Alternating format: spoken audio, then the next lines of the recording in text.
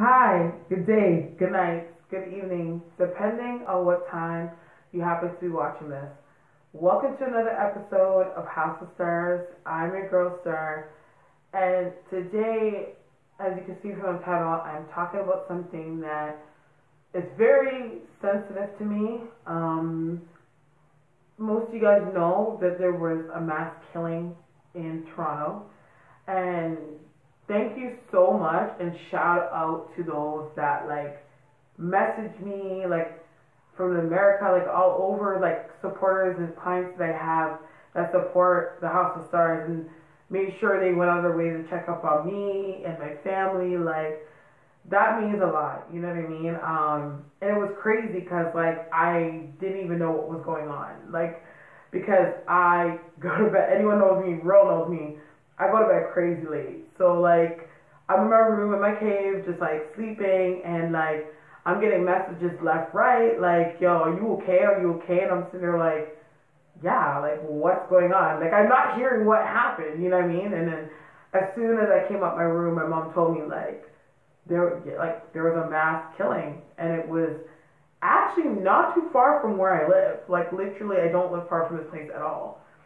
But that area used to be my old stomping grounds. I would go there, I had a friend that lived close by that I used to hang out with around that area. I used to party down there, drink, and hang out around that area. So it's just so crazy to be to view knowing that place and something like that took place there. You know what I mean?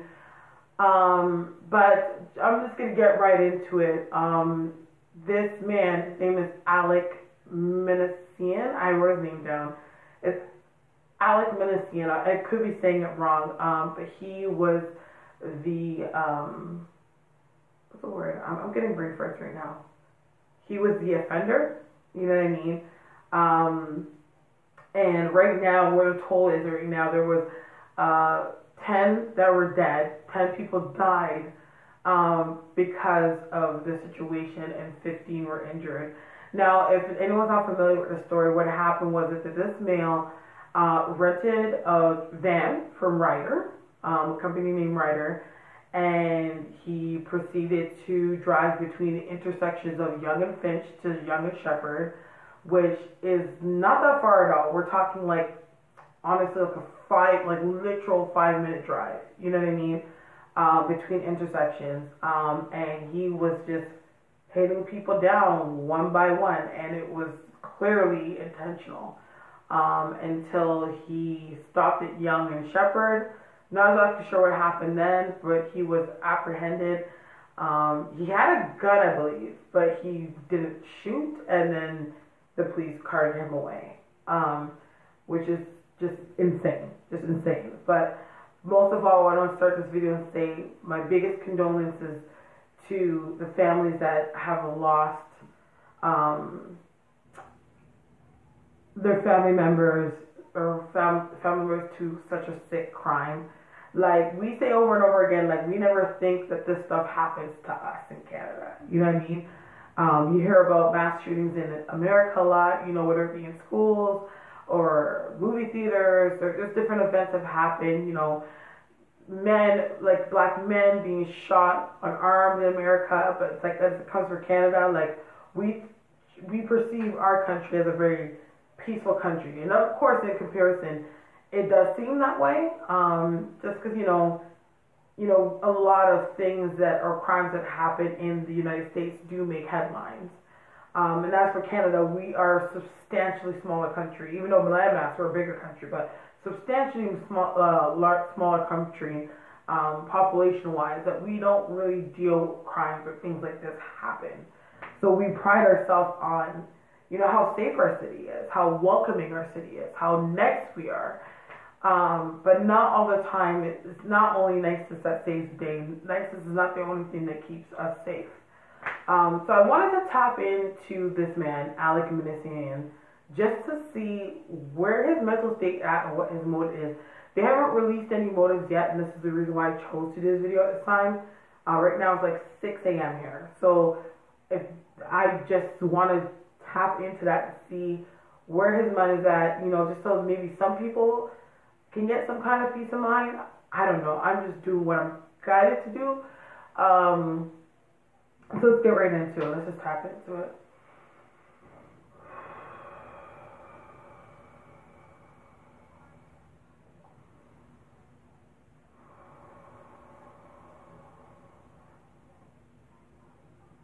Okay, so one thing I do see and I sense that I do feel like this is a man that does suffer from mental illness. Like I just see this big draped dark like grim reaper looking like thing standing behind him. So I feel like this person is definitely, when I see that symbolism, this is a person that's suffering from some type of mental illness. I do feel like when it comes to his mental illness, I'm not that educated on the different spectrums, but I would feel like he falls under a certain type of bipolarism that also results in hallucinations. So you know how there's some bipolarism where it's like it's just based on the up and the chemical imbalances that monitor and regulate your moods. He has that, but I feel like there's also a spectrum of it as well that deals with hallucinations. I do feel like the reason why this has happened, or this chemical imbalance happened from something that he's taken in the past. So, like some people, whether it be like weed, whether it be drugs, but I feel like it was drug related, but it's something that he's had this imbalance for a very long time. I'm hearing 15. So I don't know if it's like he's had it from since he was 15 or it's been 15 years, but I feel like it's like this, he's had it for some time. I do feel like when it comes to the situation and when this happened, it's like I get number 3. So meaning I don't know if it's 3 years, 3 months, but I feel like in a time frame of a number 3, there has been, he's kind of been entertaining this idea on and off. Well, when it comes in with the mental illness, you know what I mean? It comes in on and off, on and off. Like I could see him driving down the same street, seeing people and just thinking, you know what, I could just drive up on this curb. You know what I mean? But of course, it's been contained and controlled. I feel like when this situation happened, it was in a result of a trigger. You know what I mean? So I feel like something had happened, or whether it necessarily even happened physically, it could just be a mental trigger that has caused it. Because I feel like when it comes to the thought process of actually doing it and to actually it taking place, I get the number 18.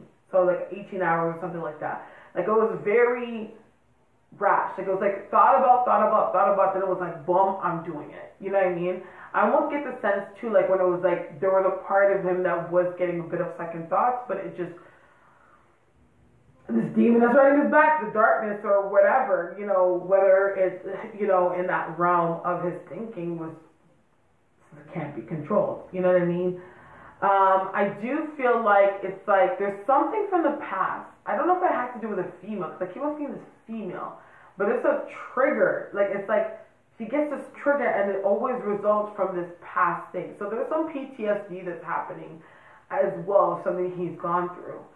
I do feel and I get the sense that when it comes to the situation that there are other things I feel like that is gonna come up about this man. Like either if it's not necessarily crimes, but it's different offenses that have come up about this man in his past and what he's done. You know what I mean? I feel like it's kind of been like a long time coming on and off, but it feels like it's kind of been spiraling a lot over the past like few months now, that his energy has just been getting really, really out of control, very uncontrolled. Like I feel like he has moments where he just wanders off. You know what I mean? Like he just gets caught up in his own world and just, you know, isolates himself. There's just so much that's going on that is beyond this man's control. I do feel like there's going to be more, I feel like there's going to be a release, obviously, of like the victims' names and stuff like that. There's somebody that is amongst the victims that has some kind of notoriety or is known amongst the community. So that's going to be something that's going to really hit home to a certain community, because I do feel like there's going to be some kind of event or mourning or something specifically for that person. I do get the feeling too that there's going to be something that's going to actually happen and where we can actually come together as a city, okay, to do something. So I do also feel like, see the Prime Minister, but I also do feel like it's like I do see some outside sources or government officials or whatever that is coming to pay the respects.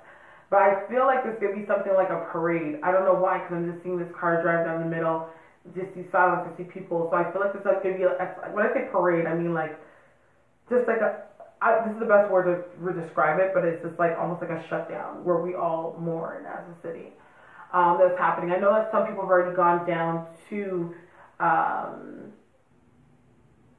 Young and Finch, Young and Shepherd to actually, for vigil respects and things like that. But I do see that as well. I do feel like this is gonna be a long, kind of strung out thing. There's something that's gonna happen to this guy. You know what I mean? I really do, because it's like I see captured, I see slip through the fingers. So I don't know if it's like he passes or what, but there's something where I'm feeling like my hands can't grip him. You know what I mean? I know they have him in custody, but something is like I feel like my hands can't grip him. So that also can go into like the time as well, because it could tie into mental issues and stuff. But this is something like not gripping the person. But I actually do feel like there's going to be something that is going to come out of this event, whether it be like a holiday or something that's special that happens in the city, in respect to those lives that have been lost in the situation. But I'm just going to leave that, and we'll just kind of see how the story develops. But I do want to say that my biggest condolences to the families that have lost their family member in this situation. And this is a reminder to a lot of people that we need to take heed and pay attention to mental illness as much as we think it's kind enough or it's a good gesture to say hello to somebody in the morning. This has been an ongoing issue. Mental illness has very much become our now reality. And we need to find ways to educate ourselves. Now, I understand that when it comes to certain mental illnesses, it's beyond our control how far gone that person is. But I think that we need to start to educate ourselves and start to pay attention to the signs. Whether it be your family member or it be a peer or whatever the case may be, so that we can prevent situations like this where, now 10 families have lost somebody and we have 15 injured. And we don't know to what extent, you know what I mean? But it would definitely be something that is traumatic that these families now have to go through and be scarred for and have to remember for life. But if we see situations like this and we learn from them and we educate ourselves on how to come together as a community or even as a person, as humanity, so that we have a tackle on these situations and those that are going through mental illness situations feel comfort. And of course, there's different crimes and stuff like that can happen, but we're just talking about this topic right now. Every step that we make can make a change. So that's it. I just feel like this man murdered my city. You know what I mean? And not in the spectrum of, also, of course, 10 people had died, but my whole perception of our city, this beautiful image, mentality that we've created of Toronto being a safe place, being a place that everyone could be happy and we're kind and loving and we wouldn't hurt a fly, that has died for me. And yeah, it just makes you appreciate life more and be more receptive and understanding and more eye-open to a lot that can happen. It can happen anywhere. It can happen to you. It can happen to your family member. It can happen to anybody. None of us are safe, So I do want to thank you guys so much for your time and rocking with me.